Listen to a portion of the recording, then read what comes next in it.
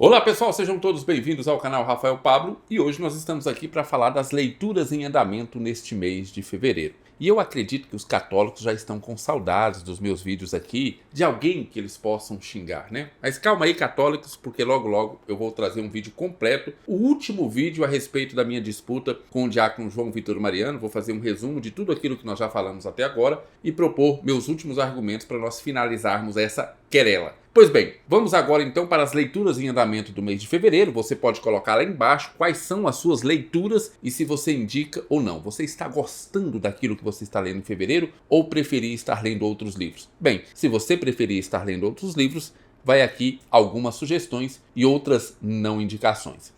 Simbora pro vídeo. Vamos começar então com a primeira leitura em andamento do mês de fevereiro, que na verdade é uma leitura que está em andamento desde o mês de janeiro, porque eu li os 3 primeiros capítulos e depois deixei um pouquinho de lado, porque estou lendo esse livro com bastante atenção, focando nos detalhes, porque eu tenho certeza que você que está me assistindo aí, você vai querer uma resenha completa desse livro. Porque muitos de vocês que estão me assistindo gostam da treta, estão aqui nesse canal para ver treta. Eu estou sentindo uma treta! Porque de vez em quando tem, sim. E este é um dos livros que com certeza vai dar um pouquinho de treta aqui neste canal. Porque eu estou falando de Todos os Caminhos Levam a Roma, escrito pelo Scott Hahn e pela Kimberly Hahn e publicado pela editora Cleófas. Bem, esse é um livro clássico do catolicismo. Quase todas as pessoas que se convertem do protestantismo para o catolicismo acabam lendo esse livro, dizendo que ele é espetacular, magnífico, uma obra-prima. Bem, não é tudo isso, está longe de ser tudo isso, mas não é um livro ruim. Tanto o Scott Hahn como a Kimberly Hahn sabem muito bem o que estão escrevendo. Agora, eu devo dizer que eu gosto muito mais da parte escrita pela Kimberly Hahn, me pareceu muito mais sincera e muito mais focada no testemunho do que o Scott Hahn. O que o Scott Hahn faz aqui na sua parte, porque sim, em cada um dos capítulos tem a parte escrita pelo Scott Hahn e tem a parte escrita pela Kimberly Hahn. Na parte do Scott Hahn, o que nós temos aqui é um panfleto, tentando convencer você que você também deveria seguir esse caminho que ele seguiu. Então ele não está muito preocupado em falar sobre o que o levou ao catolicismo. Sim, ele conta o que o levou ao catolicismo, mas ele está mais preocupado em convencer você que aquilo que levou ele ao catolicismo também deveria levar você. Diferente da Kimberly Hahn, que quando está contando seu testemunho, está focada em contar realmente como ela pensou a respeito de determinados assuntos que a levaram ao catolicismo. Inclusive, eu devo dizer que os motivos que levaram a Kimberly Hahn ao catolicismo são muito melhores, mas muito melhores do que o do Scott Hahn. Eu não estou dizendo que eu concordo com os motivos dela. Estou dizendo que os motivos dela me parecem muito mais críveis, muito mais concretos do que os motivos que levaram o Scott Hahn ao catolicismo. Mas como eu disse, teremos resenha completa, porque você gosta de treta. E eu vou trazer treta para você. Lá no mês de março ou no mês de abril, eu trago a resenha completa para você, tá bom? Esta é a minha primeira leitura em andamento aqui do mês de fevereiro. A minha segunda leitura em andamento no mês de fevereiro é de um livro espetacular, pelo menos até agora. Um sério candidato a 5 estrelas do mês de fevereiro, Fama, Dinheiro e Influência, Como a Cultura de Celebridade Enfraquece a Igreja, da Kathleen Built. Pessoal, esse livro aqui, publicado pela editora Mundo Cristão, é um livro sensacional, pelo menos tem sido até agora. Eu li os 3 primeiros capítulos e cada capítulo é melhor do que o outro. E eu quero desafiar você, sim, você que está me assistindo aí e que está dentro de uma mega igreja. Leia o 3º capítulo desse livro. Nem que seja para depois você detonar a autora e dizer que a autora só está querendo likes ou visualizações, como muitas vezes quando eu denuncio certas coisas aqui neste canal, algumas pessoas colocam embaixo nos comentários que eu só estou querendo like ou visualização. Nem que seja para isso, mas leia o 3º capítulo que fala sobre mega igrejas e como essas mega igrejas estão produzindo mega pastores e celebridades que acreditam que não precisam prestar conta para ninguém e que a própria igreja não tem condições de cobrar qualquer coisa desses pastores, porque esses pastores é o centro da igreja. Se esses pastores saírem dessa igreja, essa igreja provavelmente irá fechar. Pois bem, se você está numa dessas mega igrejas que possuem esses mega pastores e celebridades, logo vai estourar um escândalo aí perto de você, como já tem estourado em várias outras igrejas. Então, o que nós temos aqui é um relato frio, de argumentos muito bem embasados a respeito de como essa cultura de celebridade, esses pastores celebridades, prejudicam a igreja. Leia o 3º capítulo, eu te peço encarecidamente, eu imploro para você. Leia o 3º capítulo desse livro, vale muito a pena. E teremos resenha, obviamente, completa Se ele continuar sendo tão bom como tem sido, é um livro 5 estrelas e eu vou trazer resenha completa aqui para o canal, ok? Mas fica aqui a minha forte indicação, leia o 3º capítulo, se você tiver coragem. No ano de 2025, eu decidi ler 12 biografias, obviamente sendo uma biografia por mês. No mês de janeiro, eu li a biografia do Eugene Peterson, Fogo em Meus Ossos. Excelente biografia que tem vídeo completo aqui no canal sobre ela. E no mês de fevereiro, eu tenho aqui o livro do cara, da lenda, do homem que mudou a história do meu cristianismo. E eu estou falando de Timothy Keller, Sua Formação Espiritual e Intelectual, do Colin Henson, publicado pela Thomas Nelson Brasil. Esta é a biografia do mês de fevereiro e eu devo dizer que é Timothy Keller. É o cara. Eu sinceramente não sei como expressar para você como eu gosto do Timothy Keller. Eu gosto muito do Timothy Keller. Deixa eu falar pertinho do microfone aqui, ó. Eu gosto muito do Timothy Keller. Ficou claro isso? Que eu gosto muito do Timothy Keller? Pois bem, eu gosto muito do Timothy Keller. E para você ter uma ideia do quanto eu gosto do Timothy Keller, para mim, enquanto ele era vivo, ou seja, até o dia 19 de maio de 2023, ele era o melhor autor cristão vivo que eu tinha lido em toda a minha vida. Assim que ele faleceu, ele se transformou no melhor autor cristão de todos os tempos que eu já li. E eu sei que você pode estar falando, Rafael, isso é exagerado. sim, mas é a minha opinião. Você pode gostar de Jonathan Edwards, você pode gostar de Martyn Lloyd-Jones, você pode gostar do John Piper, você pode gostar de vários outros autores. Para mim, Timothy Keller é o melhor autor cristão de todos os tempos. Por quê? Porque tudo aquilo que ele escreveu se transformou na melhor obra sobre aquele assunto. Então, se o Timothy Keller escreveu sobre perdão, nós temos então o melhor livro sobre perdão escrito por Timothy Keller. Se ele decidiu falar sobre casamento, então nós temos ali a melhor obra sobre casamento. Se ele decidiu falar sobre a parábola do filho pródigo, nós temos ali o melhor livro sobre a parábola do filho pródigo. Acho que deu para entender, né? Tudo o que Timothy Keller escreveu se transformou para mim na melhor obra daquele assunto. Então, deu para entender o quanto eu gosto do Timothy Keller. Eu acho que ficou bastante evidente. Eu gosto muito do Timothy Keller.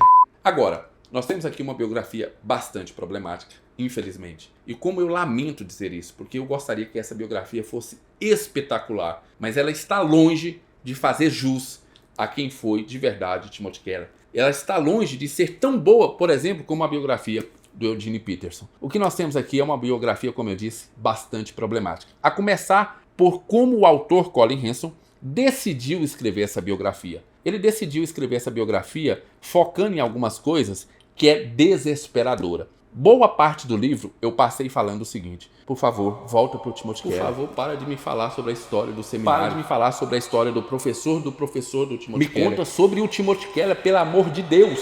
Eu tinha que ficar implorando o autor, para que o autor voltasse a falar do Timothy Keller. Porque quando ele vai para um lado contar a história do seminário, ou do professor, ou a história de um autor que influenciou o Timothy Keller, e aí ele começa a contar a biografia desse autor, e eu implorando, pelo amor de Deus. Cale-se, cale-se, cale-se, você me deixa louco! Volta pro Timothy Keller. Eu quero saber sobre o Timothy Keller. Se eu quiser saber sobre esse autor que influenciou o Timothy Keller, eu teria comprado a biografia dele. Eu não teria comprado a biografia do Timothy Keller. Corte rápido. É Tramontina. Este é o principal problema da obra. Mas tem vários outros que eu vou trazer para vocês quando eu terminar de ler a obra e fazer aqui a resenha completa. É um livro que vale a pena?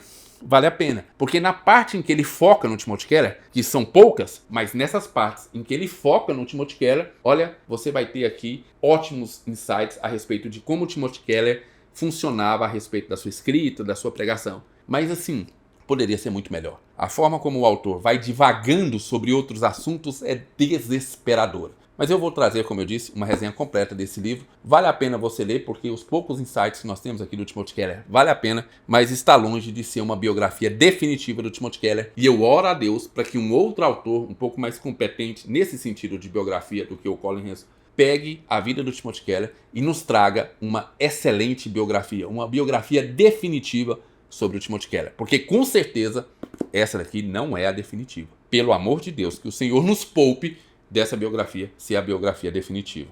Como eu disse, ainda assim vale a leitura. Eu ainda assim vou terminar de ler, eu ainda assim quero terminar de ler. Mas eu sei que eu vou passar boa parte do meu tempo implorando para o autor voltar a falar de Timothy Keller. A minha quarta leitura em andamento do mês de fevereiro é uma leitura que provavelmente você não veria aqui no canal, mas no ano de 2025 eu prometi que eu vou ler muita coisa estranha. Você não ouviu errado. eu vou ler em 2025 muita coisa estranha. Eu não vou abandonar o arroz e feijão que normalmente eu leio, mas eu quero ler algumas coisas estranhas. Eu quero furar a minha bolha política, literária e teológica. Então, se eu me considero um cristão reformado, eu quero ler teologias que eu jamais leria. Por exemplo, eu até comprei já um livro sobre teologia negra ou o Jesus negro. Eu não lembro qual dos dois eu escolhi.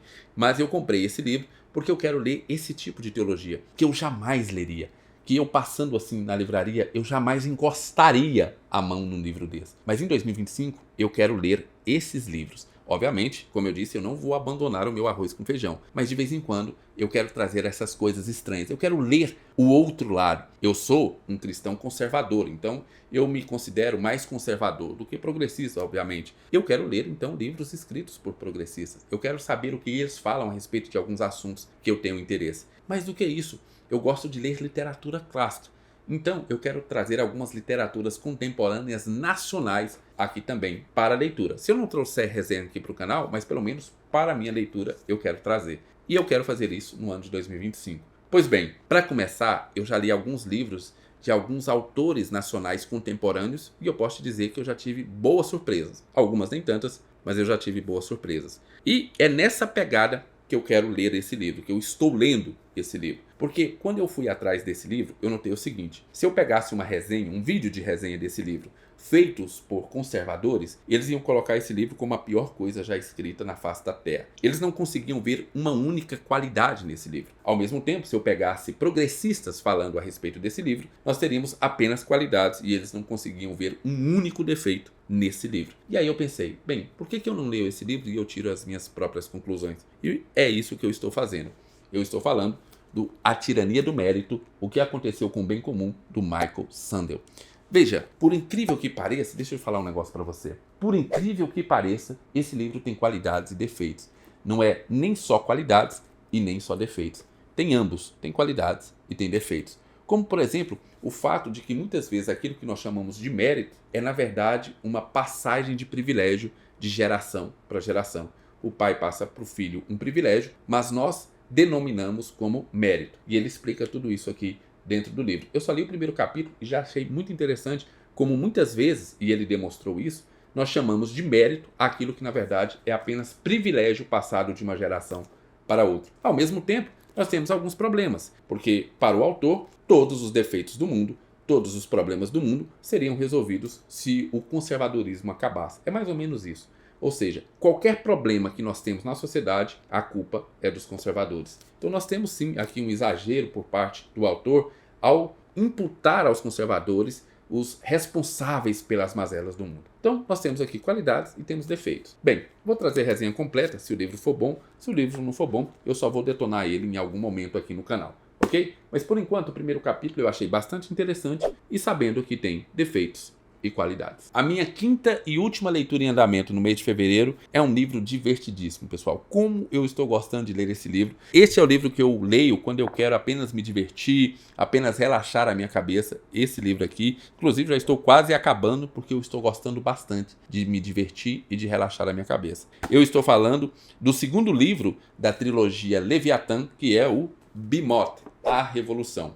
Eu li o primeiro livro, que se chama Leviatã, no mês de janeiro. Gostei bastante, mas esse daqui é ainda mais divertido. É o segundo livro da trilogia. No mês de março nós vamos ler Golias, que é o terceiro livro que encerra a trilogia. E como tem sido divertido ler esse livro de fantasia, que vai pegar a história da Primeira Guerra Mundial e transformar em uma fantasia, onde nós temos as nações mecanicistas, que fazem armas de guerra através ali dos metais, através de tanques movidos a diesel, de armas, né? Movidas a diesel, e os darwinistas, que fazem cruzamentos genéticos e transformam os seres vivos em verdadeiras máquinas de matar. E veja, o autor não modifica o nome das nações. Então nós temos ali a Inglaterra, nós temos a França, nós temos a Alemanha, nós temos o Império Otomano, que participou ali da Primeira Guerra Mundial, e nós temos aqui a história da Primeira Guerra Mundial sendo contada exatamente como aconteceu, mas de uma maneira fantástica. Ele não mudou os fatos, ele apenas transformou os fatos em uma história fantástica. Vale muito a pena ler esse livro.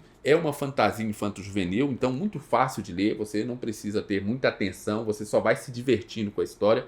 Fica aqui a minha forte indicação. Como eu tenho lido bastante fantasia, e algumas fantasias não são tão boas assim, essa daqui eu indico para você. É uma trilogia que vale muito a pena você ler. Bimoth, A Revolução, estou quase acabando. E olha que eu peguei ele há pouco tempo. Estou na página 308 já.